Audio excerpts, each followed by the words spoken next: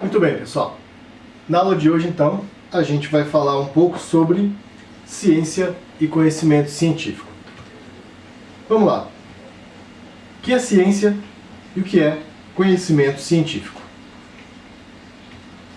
Primeiramente, a gente precisa entender o que significa a palavra ciência. E aí nós vamos ter que ciência significa, etimologicamente falando, vem da palavra latina scientia, que significa conhecimento. Em outras palavras, nas palavras de Lakatos e Marconi, é a sistematização de conhecimentos, ou seja, um conjunto de proposições lógicas correlacionadas sobre um comportamento de certos fenômenos que se deseja estudar. Repare aí nessa referência de Lakatos e Marconi. Perceba o que a gente tem ali, ó. O nome de dois autores, na verdade são duas autoras, né? A vírgula separa o ano de publicação e depois da segunda vírgula nós temos a página dessa edição publicada naquele ano de 2001, nesse caso aqui. Isso aqui é uma referência curtinha. Nós vamos ver em várias aulas como é que a gente faz referências utilizando as normas da ABNT. Mas só para a gente entender aqui, então, essa frase foi retirada, está entre aspas, o que significa que são exatamente as palavras dessas autoras aí. Foi retirada de uma obra publicada em 2001 e está na página 80. Como é que eu sei qual é a obra? Eu vou ter que olhar lá no final, nas referências bibliográficas, e vou procurar lá onde tem Lakatos e Marconi e onde tem 2001. E aí vou ter lá o nome da obra, ok? Muito bem. A ciência também pode ser entendida como conhecimento. Eu tenho conhecimento de alguma coisa, eu tenho ciência de alguma coisa, eu sei de alguma coisa, né? Ou um sistema de conhecimento, que abarca verdades gerais ou operações de leis gerais especialmente obtidas e testadas por meio do método científico. O que é o método científico? Nós vamos entender agora. Então a ciência, ela é conhecimento e esse conhecimento é obtido a partir do método científico, tá? É uma investigação disciplinada e não um conjunto de procedimentos não relacionados entre si. É realizada de forma sistemática e padronizada, ou seja, efetivada a partir de um método específico e controlado. Essas são as palavras de Thomas e Nelson nessa obra de 2002. Se não tem a página, é porque provavelmente é um arquivo online, tá? Ou às vezes realmente o texto não tem páginas.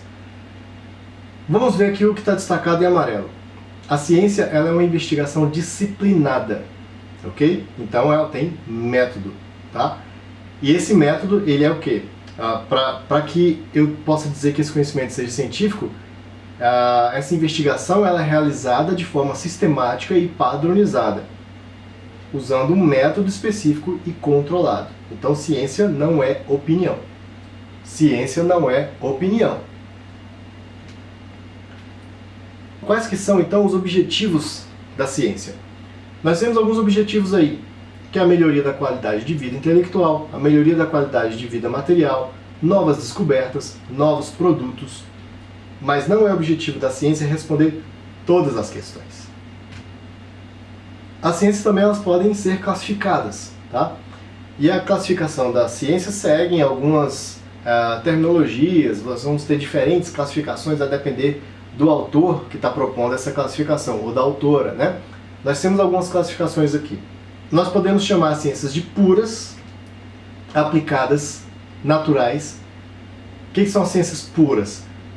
São aquelas que desenvolvem teorias. Elas não têm uma aplicação imediata. Por exemplo, teoria da relatividade, quando foi proposta, nós temos dentro ali de uma física pura, né?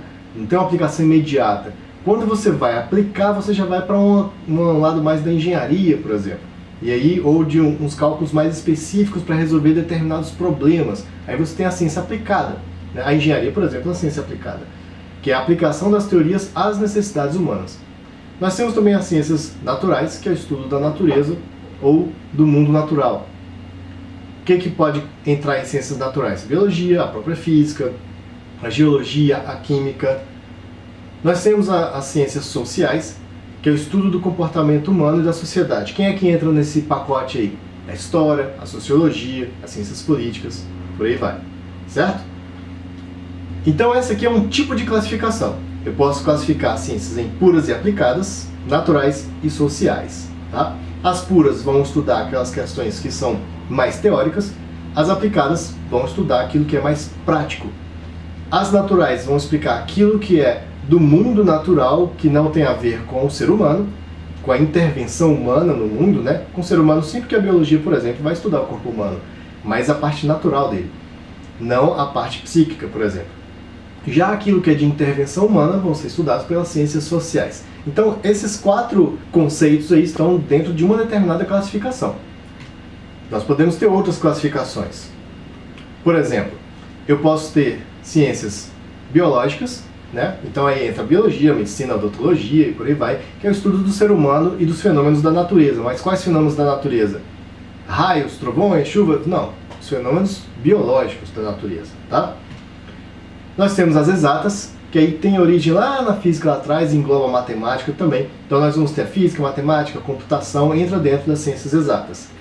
Nós temos as ciências humanas, que é o estudo social e comportamental do ser humano. Perceba que é parecida com a classificação anterior, né, onde temos as ciências sociais, por exemplo. Só que aqui nós vamos desmembrar em biológicas, exatas e humanas. São as 3 clássicas, tá? Dentro de humanas vai entrar o quê? O direito, a filosofia, letras, psicologia, economia. Tem gente que acha que economia é uma ciência exata. Não é. É uma ciência humana. Bom, há uma extensão dessa classificação que vai encaixar ali também as ciências agrárias. Por quê? Porque, por exemplo, uma ciência como a agronomia, ela engloba aspectos biológicos, ela engloba questões das exatas, ela engloba, por exemplo, a ecologia que está dentro das ciências humanas. Então, ela não encaixa em nenhuma das outras 3. Recentemente foi criado, então, um quarto conceito para essa classificação, que seria as ciências agrárias. Então, dependendo do autor que você vai ler, ele vai propor essas 3 clássicas, biológicas, exatas e humanas, e, dependendo do autor, você vai ter essas 4, biológicas, exatas, humanas e agrárias. Então, agrárias vai ter o quê? O estudo dos processos de produção animal e vegetal. Aí nós temos a agronomia, a zootecnia, a engenharia florestal e por aí vai. Existem outras formas de classificar as ciências? Sim, existem. E aí vocês deixam nos comentários da nossa postagem, da nossa aula, o que vocês encontraram aí pesquisando outras classificações da ciência. Põe aí nos comentários pra gente, tá bom? Se a ciência tem a ver com conhecimento, então, o que é o conhecimento? Perguntinha difícil, né? Bom, eu vou colocar 2 imagens aqui, eu quero que vocês pausem o vídeo daqui a pouquinho para observar essas 2 imagens e entender o que nelas a gente pode extrair que seja conhecimento, o que é informação. Existe diferença entre conhecimento e informação? São a mesma coisa? Se são a mesma coisa, o que é exatamente? Se são diferentes, o que os difere? Observando essas 2 imagens, o que vocês conseguem pensar a respeito? Então eu vou dar uma sumida aqui e vocês pausam o vídeo para pensar um pouquinho nessas 2 imagens. Coloque lá nos comentários o que vocês extraem dessas 2 imagens que lhe ajuda. Vou até sair aqui, senão não dá para ler o que está escrito ali, né? O que ajuda a vocês entenderem o que é. Tô aqui. O que é conhecimento e o que é informação. Deixa eu dar uma sumidinha aqui. Pronto, agora que vocês despausaram o vídeo, vamos continuar aqui. Nós podemos falar em vários tipos de conhecimento, tá? Nós temos conhecimento científico, mas existem outros tipos de conhecimento, certo? Quais seriam? Bom, nós temos o conhecimento popular, nós temos o conhecimento científico, que acabamos de falar um pouco agora, nós temos também o conhecimento filosófico e nós temos o conhecimento teológico. Como que a gente categoriza cada um desses conhecimentos aí? Bom, o conhecimento científico ele é sistemático, verificável, falível, metódico, racional, objetivo e crítico. Já o conhecimento filosófico ele é fundamental, conceitual, racional, original, busca as causas primeiras e respostas gerais.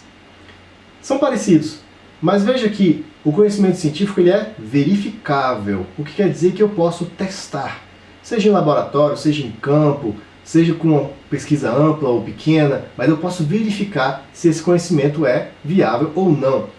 Ele é falível, por quê?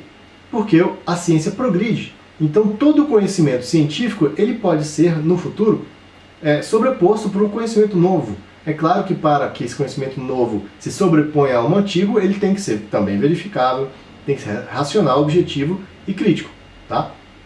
O filosófico, ele também é racional, objetivo e crítico, mas o filosófico ele vai na origem das coisas, no porquê das coisas. A ciência não está muito preocupada com o porquê, a ciência está preocupada mais com o como funciona, né? Às vezes até com um pouquinho do para quê, mas nem tanto. A filosofia que se pergunta mais no porquê, né, a origem, e no para quê, ou seja, a finalidade. Né? A filosofia é bem mais ampla. Já o conhecimento popular ele é o senso comum. Ele é mais superficial, ele é sensitivo, ele é subjetivo, ele é assistemático, ele é ametódico, ele é acrítico, ele é empírico e ele é espontâneo. Quando a gente diz que é empírico, quer dizer que ele é forjado na vivência social, na vivência comunitária, né? E aí, olha que interessante. O conhecimento popular, ele é muito mais raso do que o conhecimento científico. O conhecimento científico ele é mais profundo, portanto. Então, quando a gente simplesmente emite a nossa opinião baseada na nossa vivência particular, a nossa opinião tem um valor. Ele é um conhecimento, mas ele não tem o valor de um conhecimento científico, a menos que essa nossa vivência possa ser replicável, verificável, né, de uma maneira objetiva, metódica, utilizando a metodologia científica. Aí sim nós podemos falar como um conhecimento científico. Antes disso, é uma opinião, válida como qualquer opinião. E importante aqui, a opinião, a validade de uma opinião, ela tem a ver com a profundidade em que ela se expressa. Uma opinião bem fundamentada, ela tem muito mais valor do que uma opinião baseada em nada, por exemplo. Muito bem, além do conhecimento popular, nós temos também o conhecimento teológico, que é o conhecimento religioso. Ele é mais dogmático, ele envolve crença e fé, ele tem a ver com valores, ele é inspiracional e, na maioria dos casos, ele é considerado como revelado. Tá? Então não é de uma confabulação filosófica ou de uma experimentação científica que surge esse conhecimento. Normalmente ele é considerado como revelado de uma maneira divina, por exemplo. Todos esses 4 conhecimentos têm o seu valor, eles fundamentam o conhecimento humano, mas cada um tem a sua proposta, tem a sua abrangência. O conhecimento científico, por exemplo, não está muito preocupado em resolver todos os problemas do mundo, nem em buscar a origem, a causa de tudo. Isso é uma preocupação maior da filosofia e da religião, por exemplo. Já a religião, ela não vai se preocupar muito em experimentar, em verificar, em adotar uma possível falibilidade desses conhecimentos. Não, ele é mais dogmático, considerado infalível, né? Já o conhecimento popular, ele tem o seu valor porque ele se expressa ali, é como uma comunidade se conhece, às vezes a formação de uma cultura, de tradições, né? Também não vai se preocupar em verificar cientificamente esses conhecimentos. Então cada conhecimento desse tem o seu valor, e a depender onde a gente aplica, um ou outro conhecimento vai ser mais importante. Então veja só, ciência é um saber racional e objetivo, depende da investigação metódica, o que a torna analítica. Requer exatidão e clareza na busca e aplicação de leis e discussões teóricas relevantes e verificáveis. Já a filosofia é um modo de pensar que acompanha o ser humano na tarefa de compreender o mundo e agir sobre ele. Mais que postura teórica, é uma atitude diante da vida. O conhecimento popular ele tem a ver com isso, aquilo que assimilamos por tradição, ideias que nos ajudam a interpretar a vida e a julgar as situações, fundamentado em experiências vividas ou transmitidas. Muitas vezes é o conhecimento transmitido de geração em geração que tem a sua importância também. Já o campo teológico é o campo das representações abstratas que conferem sentido às angústias e inquietações da consciência. Não só representa uma explicação sobre a origem de todas as coisas, como desvela o modo de determinada cultura entender e interpretar a própria existência. Então veja como é importante também o conhecimento teológico. Mas quando a gente vai tratar, né, de método, aí nós vamos para conhecimento científico e filosófico, e mais ainda no caso do científico. Alguns exemplos aqui de conhecimento científico. Todo corpo em queda livre cai com a aceleração da gravidade. Isso foi testado e comprovado. A chuva é causada pela condensação das nuvens. As ligações entre os átomos envolvem a permuta ou compartilhamento de elétrons. Os nutrientes são levados às células por meio da grande circulação do sangue e não da pequena. Tudo isso são conhecimentos que foram sendo testados e comprovados ao longo dos séculos. Pode ser que mude? Claro, a ciência evolui, mas por enquanto é o que temos, né? E é bem fundamentado. Exemplos de conhecimento filosófico. Entender o universo, o início, a criação, o surgimento, a evolução, a finalidade do universo. A vida, como é que a vida se iniciou, é uma preocupação da ciência também. Mas a filosofia está mais preocupada com questões que envolvem a nossa reflexão do sentido da vida. Se foi criada, se surgiu, como que a gente evolui, o que é a morte, filosoficamente falando. O que é um ser humano, o que caracteriza o ser humano, o que nos diferencia de um chimpanzé. Se eu olhar pelo lado da ciência pura e simples, e observar, por exemplo, o código genético, não há quase nenhuma diferença. Mas nós somos diferentes. O que nos difere? A nossa vida em sociedade, a nossa compreensão da vida, a nossa consciência, isso são aspectos um pouco mais filosóficos, né? Compreender a sociedade, como ela se forma, o surgimento, como é que as sociedades desaparecem. Isso é uma preocupação filosófica também. E aí, é interessante que a filosofia e a ciência, muitas vezes, elas têm interfaces, como, por exemplo, o estudo da história, o estudo da geografia. Muitas vezes você vai ter aspectos puramente científicos, outros puramente filosóficos, e eles se entremeiam ali. O que é o pensamento? Né? O que é o conhecimento? O que é justiça? O que significa justo? E aí nós vamos tentar entender o que é justiça social, justiça penal, justiça econômica, o que caracteriza isso tudo. Isso é uma preocupação da filosofia. O que é a verdade? O que é liberdade? O que é moral e ética? Veja que a filosofia ela é muito mais abrangente, né? Alguns exemplos aqui de conhecimento popular. O chá de tal planta é bom para, sei lá, queda de cabelo. Talvez eu precise. Isso é um conhecimento popular muitas vezes, né? A menos que tenha sido testado, aprovado, comprovado, tenha aquele efeito farmacológico, a eficácia comprovada, porque foi feito testes de duplo cego envolvendo placebo, tudo, aí vira um conhecimento científico. Mas na maioria dos casos, o chazinho da vovó é conhecimento popular. Então não funciona? Não quer dizer isso. Talvez funcione. A questão é que não é científico. Ok? Quando o meu calo dói, vai chover. Olha que interessante. Aqui tem uma outra questão que é o que nós chamamos de viés de confirmação. Aliás, anota aí, ó, viés de confirmação. O que é isso? Muitas vezes a gente tem a impressão de que aquilo que nós percebemos é a realidade. Olha esse caso aqui. Quando o meu calo dói, chove. É aquela pessoa que toda vez que o calo dói, choveu. Mas será que foi isso que aconteceu mesmo? Ou simplesmente ela só percebeu que o calo estava doendo quando choveu? E ela não se lembra todas as vezes que o calo doeu e não choveu. Ou todas as vezes que choveu e ela nem sentiu dor no calo. O viés de confirmação faz a gente perceber unicamente aquilo que tem relação e que faz sentido pra gente. Então a pessoa acredita que toda vez que doeu o calo, chove.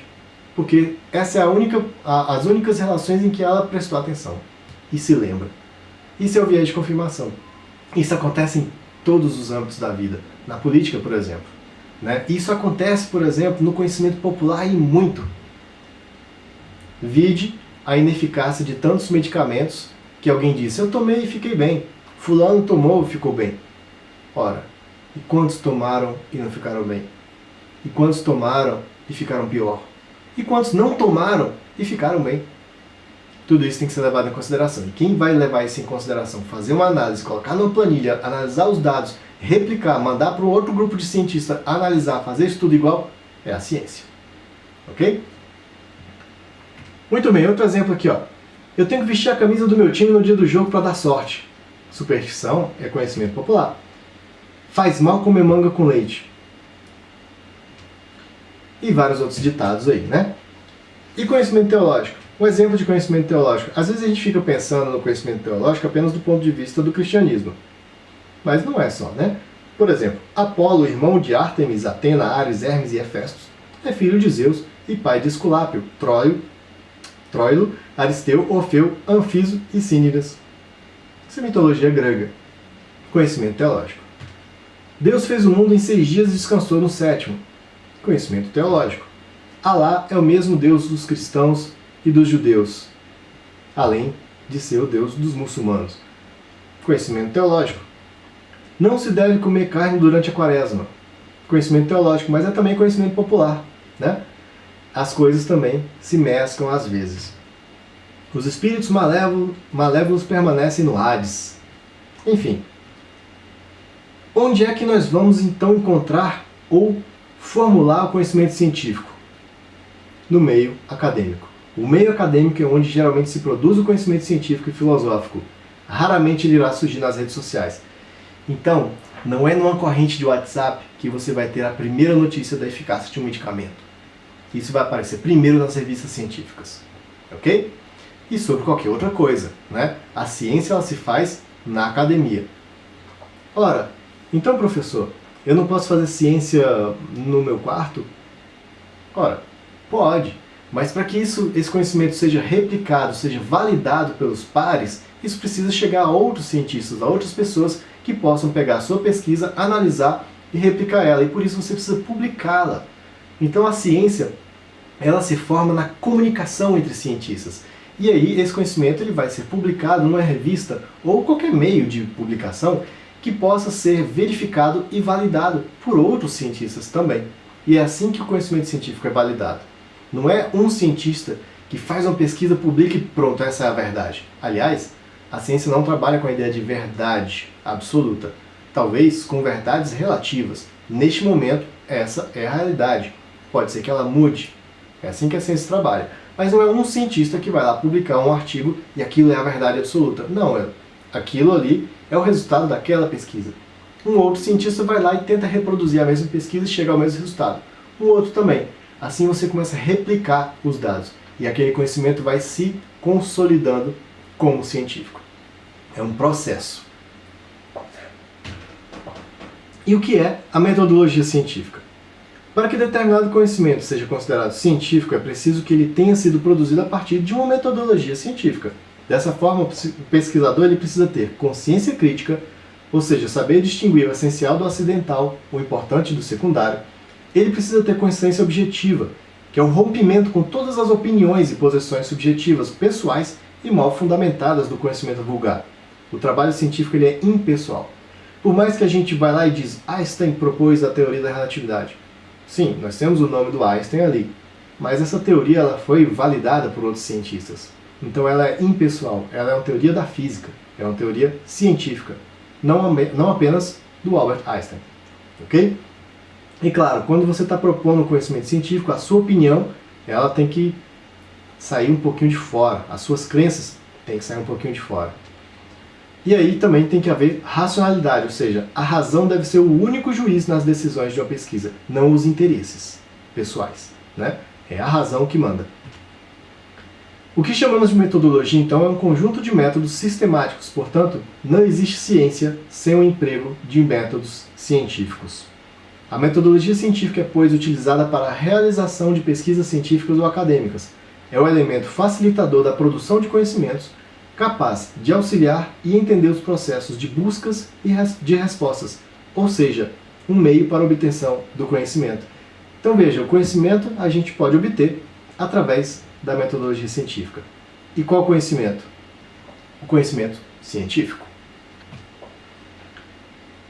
Se vocês quiserem entender um pouquinho mais do que é o método científico, eu recomendo esse vídeo aí. Eu adicionei ele na postagem nossa também para vocês darem uma assistida. Mas em resumo, o que ele vai dizer para a gente é o que é o método científico. O método científico, portanto, ele tem 5 passos característicos. Observação, uma pergunta, uma explicação testável, que é o que nós chamamos de hipótese, uma previsão e, por fim, um teste, ou uma replicação, uma validação replicável, que é o experimento. Tá? Então, primeiro você observa o fato, você faz perguntas sobre aquilo que você vai querer responder, você elabora hipóteses, que são as possíveis respostas àquela pergunta, e aí depois que você elabora as hipóteses, você faz previsões, ou seja, se isso estiver certo, vai acontecer isso. E aí você testa. Testa se a sua previsão deu certo. Se deu certo, aquela resposta é válida. Se não deu certo, aquela resposta é inválida. Então você vai testar uma outra hipótese, uma outra possível resposta. Ou, quem sabe, reformular a pergunta. E assim segue o ciclo. Ok? Muito bem, a gente fica por aqui. Deixa lá as suas contribuições nos comentários da postagem, tá?